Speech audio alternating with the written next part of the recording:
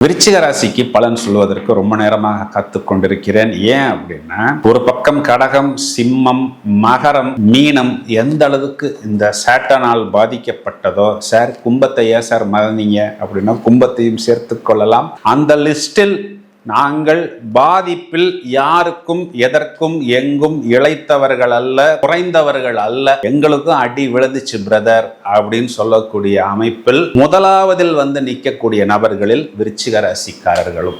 ஏன் அப்படின்னா, நான் ஏற்கனவே சொன்னது போல், ஏன்பா அப்பதான்ப்பா விருச்சிக ராசிக்கு 7.5 சனி விட்டுச்சுன்னு சொன்னாங்கப்பா, டக்குன்னு அப்படி திரும்புறதுக்குள்ள பார்த்தா புதுசா அர்த்தாஷ்டம சனின்னு சொல்லிட்டாங்கப்பா. அதுவும் என்னன்னா, எங்க ராசியாதிபதி செவ்வாய்க்கு சாட்டான் வந்து ஜென்ம சத்ருவான்.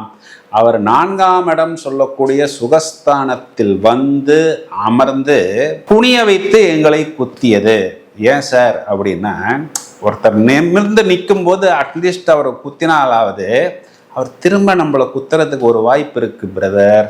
ஆனால் குனிய வைத்து குத்தினா எங்க குத்து விழுகுது, யார் நம்மளை குத்துறார்கள், என்ன பண்ணுவது அப்படின்னு தெரியாமல் திணறிக்கொண்டிருக்க வேண்டிய ஒரு சூழ்நிலையை பூரணமாக விருச்சிக ராசிக்கு சாட்டன் கொடுத்தார். இது காலகட்டங்களில் இந்த பக்கம் 8இல் குரு மறைவு, இதுக்கு வந்து அஷ்டம குரு அப்படின்னு சொல்றாங்கப்பா.